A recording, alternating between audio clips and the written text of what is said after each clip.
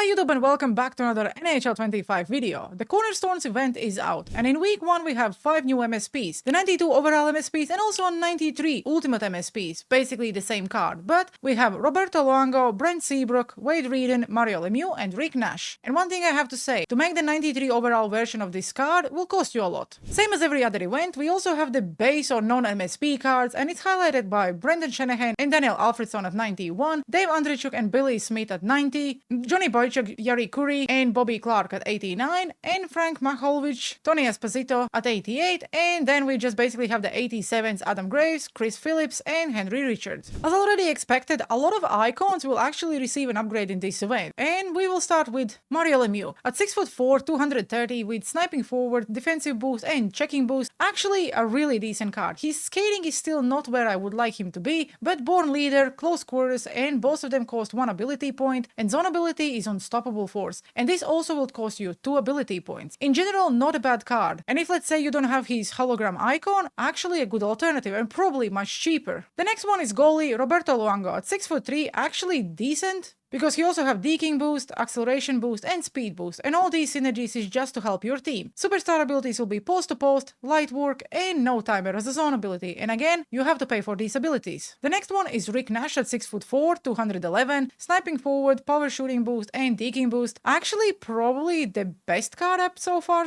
because if you look at his shooting and his hands, and also considering his size, his skating is quite good, because 94 acceleration and agility, 98 balance, 91 endurance and 94 speed, definitely a decent card. And let's say if you activate Born Leader, Bucket Ya and Unstoppable Force, this will be a fun card to use. Then we have left-handed defenseman Wade Redden, with two-way defenseman checking boost and pinpoint shooting boost. Quick pick, truculence and stick him up as a zone ability. Also not a bad card, but considering you have to pay for abilities, there is really nothing outstanding. As far as you are not a Sense fan and you are not building a team, I don't know. Again, not a bad card, but after the previous event when we had the MSPs with the 99 speed, it will be hard to beat this. The next one is Brent Seabrook. Actually like this card much better, because two-way defenseman, defensive boost and power shooting boost. If you activate every single synergy, you can boost the endurance. His speed is 94 and acceleration is 93, 91 agility and 98 balance. The reason I like the card more is because he have quick pick, thunderclap and zone ability is truculence. I just think that defenseman with the truculence is more fun. His shooting could potentially be better, same about the hands. But if we look at his defensive stats, 98 defensive awareness, 96 shot blocking and 98 stick checking. Basically, what else can you ask from a defenseman? Now let's quickly look at the 93 overall versions of these cards, because basically it's the same card. The abilities are the same. The only difference is it costs you 0 ability points. And the same thing goes about the zone ability as well. So if you activate every single synergy, you can see that the shooting is pretty much all maxed out. Same about the hands. 99 face-off as well. So absolutely love what they did, but the cost. If we go back to the 92 overall version of Mario Lemieux, then he only have 97 face-off stats. So technically they did make the 93 overall card much better, and yes, this card is OP.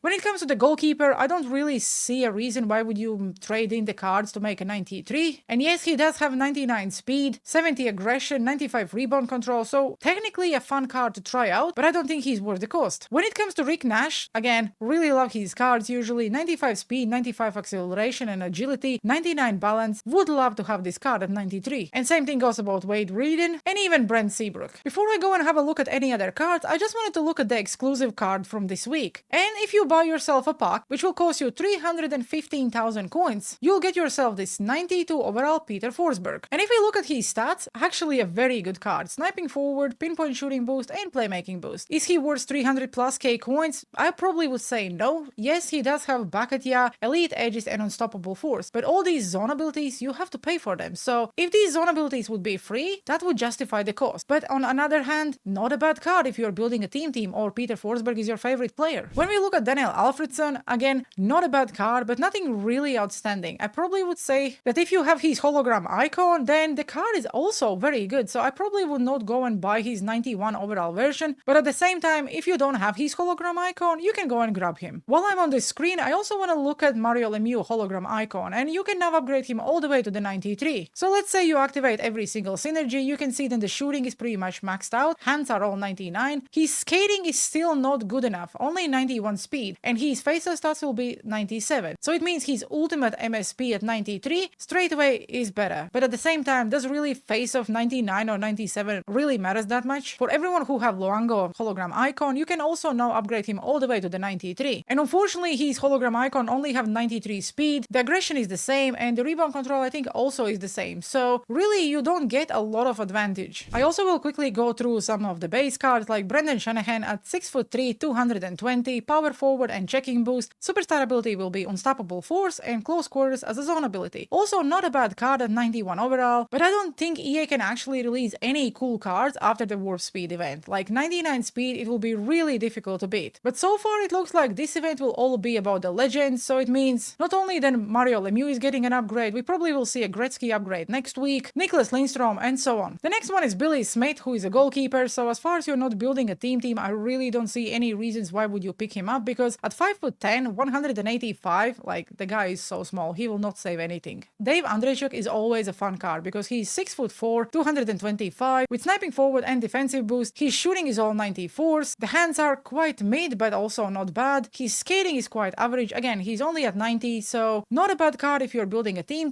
Yari Curry, I was expecting him to be a little bit faster because if you activate sniping forward and checking boost for example, he also have no contest and close quarters, his shooting and hands are okay, but the skating only 91 acceleration and speed, 88 endurance and 91 balance with 95 agility. For a team, definitely a decent card, but at this point I just don't see anyone actually using these 89 overall cards. The next one is Bobby Clark, who for a change actually don't have a really decent faceoff stats. Only 92 faceoff stats is not really good. 92 speed and 92 acceleration, the shooting is all around 90, same about the hands. He does indeed have shutdown and also Unstoppable Force. It's very interesting to see then a forward is actually getting a shutdown ability. I don't know if this right, because usually you only see this on defensemen, but I will take it. Johnny Boychuk also is not a bad card for a team because if you activate sniping forward and defensive boost, you can boost the shooting stats, no contest and snipe. The skating is all around 90, same about the shooting and hands. We also have Tony Esposito at 5'11", 185 with defensive boost, checking boost and light work. So again, one of the smallest goalies you can have in the game. And Frank Mahovlich with two-way forward and defensive boost, 90 speed, 90 acceleration. The shooting and hands are around 90, but his defensive awareness is 94, so that's actually quite good. Now let's look how you can make this week's MSPs. So same as previous event, you have to trade in 3 89 plus overall event cards and 2 89 standard cards. It can be from any other event, team of the week, place of the game, or whatever EA release. And if you trade in all cards, you will get a 92 version of this player. But if you want to get his 93 overall version, you have to trade in 2 92 overall event cards. So basically 2 MSPs for 193. Are free abilities actually worth the cost? I personally would say no. Let's say you make Mario Lemieux and Rick Nash. I would definitely not trade both of these players in for a 93 overall version of, I don't know, any of these cards. Is 93 overall card good? Absolutely, but like the cost is ridiculous. But on the other hand, if let's say you collect every single collectible, you can use it for a 91 overall B&D player set. You also can trade them in for an 89, so it means it will help you with an actual event to make some of the MSPs. You also can go for an 87 plus pack, which is tradable, 486 plus pack, which will be untradeable, and then of course the fan favorite or the community favorite, 479 pluses, and that will only cost you 5 collectibles. You can also go for 384s and for 89 or 84, so this is a gamble. It's not guaranteed that you are pulling an 89 event card, so technically only 10 collectibles, but you also can end up just with an 84. So when it comes to the collectibles, how do you get them? Firstly, every single day, just log into the game, go to the store, scroll all the way down in the hot Cornerstones, and you will get your free pack with 5 collectibles and also a random player. So if you have no interest of making any of the MSPs, you can just use the collectibles in the collectible set and let's say do the 79 pluses, or I don't know, do basically whatever you want, just make some packs and have fun. Once you collected your daily pack, let's head over to the objectives. By completing every single objective, you will get yourself 10 collectibles. If you win one shootout game, you will get yourself an 87 overall Bob Lindstrom hot Cornerstone player. It will be a B&D, so it's just basically to help you with objectives. Then you need to do 8 drop passes with any of the event players and you get 1 collectible. You do 40 backhanded shots and you get 2 collectibles, 95 hits and you get 2 collectibles, 40 assists, another 3 collectibles. Then you need to score 25 goals and you get another 3 collectibles. And if you complete 25 games, you get another 3 collectibles. And this is where it becomes funny, because they are asking us to use an actual 92 overall MSPs. So you need to get 75 hits with Wade Reedon and you get another 4 collectibles collectibles, and EA did confirm that's basically correct, and this is just to give us more collectibles so we can make the 93s. But you cannot make the 93 and actually complete these objectives if you don't make an MSP. Then we also have complete perfect one-timer shots with Seabrook, and that you need to do 35 times and you get another 4 collectibles. Score 25 goals with Rick Nash. So basically to get these collectibles you need to make every single MSP, like that's a joke. Also 25 goals with Mario Lemieux, and that's another 4 collectibles. So on a paper, hey, you're getting a lot of collectibles, don't take me wrong, but like MSPs for real? Because let's say if you decide to ignore the MSP objectives, you cannot even complete them all, so you will not be able to get these 10 collectibles. And if you only focus on the ones you can complete without the MSPs, you're not getting a lot, so it's not even enough to make a 92. Obviously, same as every event or every week, we also have the moments, where if you get a shutout, you get a random 83, then you need to get 4 shoulder checks with Wade Reardon and you get a random 83, 5 snapshots with Rick Nash and you get a random 85, 3 points with Seabrook and a random 85, and then if you score 2 goals with Mario Lemieux on pro difficulty, you get a random 87 overall Cornerstones player. And you will need these 87s to make an 89 to after trade in and make that MSP. If we look at this week's wildcard, then you get collectibles, collectibles, collectibles, collectibles, collectibles, and yeah, there is no player, you only get collectibles. So obviously these collectibles will help you to make an 89 to after trade in for a 92, but I still just don't think it's right, because if you need those MSPs to complete the objectives, basically you only would probably grind just to get yourself some free packs and maybe pray then you pull an MSP. Don't take me wrong, you can still make the MSPs, you can still trade in your fodder for them. I just think it's not right to ask you to use a 92 overall MSP to complete the objective, so it's like forcing you to make cards you don't really want to make. As I have no interest of making week 1 MSPs, at least not at this point, I will go and trade in my 5 collectibles for 479 plus, because I want to see, did EA nerf the packs or they are still juiced as they were before? So that's it, let's go and open it. 479 pluses, hopefully we pull a purple, please.